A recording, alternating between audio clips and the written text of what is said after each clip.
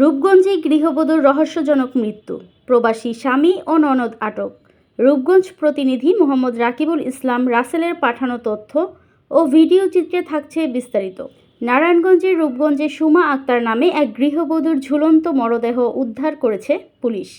নিহতের পরিবারের দাবি, তাকে পরিকল্পিতভাবে হত্যার পর ঘটনা ধামাচাপা দিতে আত্মহত্যা বলে চালানোর চেষ্টা করা হয়েছে। এই ঘটনায় পুলিশ তার স্বামী আব্দুল আওয়াল ও ননদ শরীফা আক্তারকে আটক করেছে। সোমবার দুপুরে রূপগঞ্জের বড়িয়ার টেক এলাকায় এই ঘটনা ঘটে। নিহতের বাবা বাবুল মিয়া জানান, ৮ বছর আগে সুমার বিয়ে হয় দুবাই প্রবাসী আওয়ালের সঙ্গে। তাদের ৩ সন্তান রয়েছে। অভিযোগ রয়েছে, শ্বশুরবাড়ির লোকজন দীর্ঘদিন ধরে তাকে শারীরিক ও মানসিক নির্যাতন করত। স্বামী আওয়াল ঈদের ছুটিতে দেশে ফিরলে সোমবার মোবাইল চুরির অভিযোগে সুমাকে মারধর করা হয়। এক পর্যায়ে তিনি মারা যান। পরে তার মরদেহ ঝুলিয়ে রাখা হয় বলে পরিবারের অভিযোগ। তবে স্থানীয়দের মতে দীর্ঘদিনের নির্যাতন সহ্য করতে না পেরে তিনি আত্মহত্যা করেছেন। রূপগঞ্জ থানার ওসি লিয়াকত হোসেন জানান, লাশ উদ্ধার করে ময়না তদন্তে পাঠানো হয়েছে। তদন্ত ও রিপোর্টের ভিত্তিতে মৃত্যুর প্রকৃত কারণ নিশ্চিত হওয়া যাবে। নির্যাতন করতে আছে আমার বোনের কোনো কমপ্লেন উনি কোনো জানেন না, ঠিক আছে।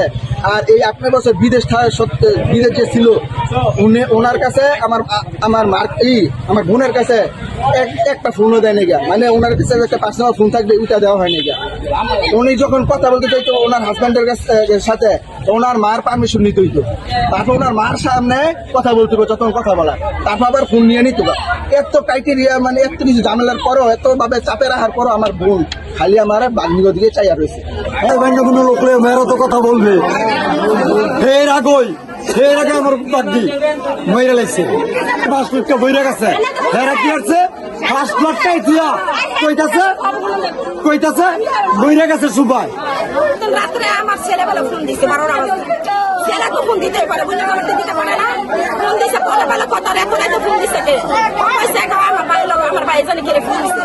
পরে হেলা পয়সা পরে কেটে দিছে। পরে কইতাছে তুই আমার মারবে, তুই অন্য মাসের প্রেম করস, তুই অন্য মাসের ফোন দিস, তুই অন্য মাসের ফোন দিয়া লাইছো, তুই মাসের কথা প্রেম আছে। আর কথা না, আমার মাসের ফোন প্রেম নাই। আপনার মোবাইলের মধ্যে ফোন সামনে চেক করে দেখেন। এরপরে ইচ্ছা মতো মারছে, ইচ্ছা মতো আমার মেয়েরা মারছে। মারার পরে একের বুড়াটা বর তন্ন করে মোবাইল বিছরাইছে। আমার মেয়েকে 7 বছর ধরে বিয়ে দিছে, একটা দিন খালি একটা সেকেন্ড খালি একটা মোবাইল দেয় না। এত অশান্তি, 3টা সন্তান হয়েছে, এত অশান্তি আমার মেয়ের করছে। আওয়ালার 2টা বোন আর আওয়ালা বিদেশে রয়েছে, এই 2টাই এইসা আমার যারা ঠোঁটে কেন আমার মাসের ভিতরে পুরো করে মারছে। জামাই যে বিদেশ, একটা ফোন তো শান্তি লেগে একটা কথা বলে, সেটা ফোন দেয় না। মার কাছে মোবাইল দেয়, ফোন দিলে মায়ের আরো খালি দেয়। করে বিয়ে করছি, আমার এমনি তো দেখতে পারে না, আমার বাসুরা আরো দেখতে পারে না। মানে সম্পর্ক বিয়ে করছে, আমার দেখতে পারে না, সোজা কথা পছন্দ না। তারপর যেমন আমরা বিয়ে করছি, অনুষ্ঠান করে আমরা বিয়ে করে আনছে। এরপরে আমার শাশুড়ি আমি কিছু করলে আমার দেখতে পারে না। এমনিতে আমার নুনার লগে ঝগড়া হয়েছে, ঝগড়ার পর আমার নুন আসে, আমার শাশুড়ি আমার অনেক মারধর করছে, একবার ইচ্ছা মতো মারছে। পরে আঙ্গ হেরা বাড়ির মানুষে যায়, পরে আমার আর ছুটাইছে। পরে আমার আমি রাখতে বাপের বাড়ি যাইতেছি গা, আমার এরকম মারধর করে, আমার জ্বালা যন্ত্রণা করলে আমি যাই বাপের বাড়ি, তখন আমার যাইতে দেয় না। আমার হাজবেন্ড কথা কই যাবা, থাও তুমি, আমি দেখতেছি।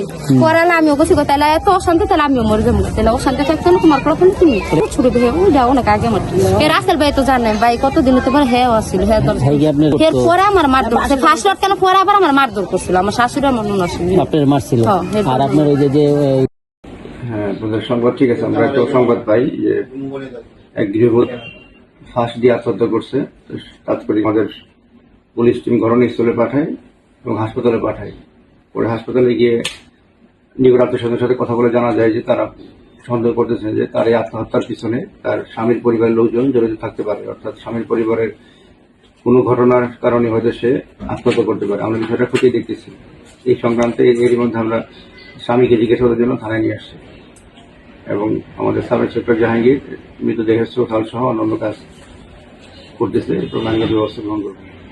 দৈনিক আজকের বাংলা .net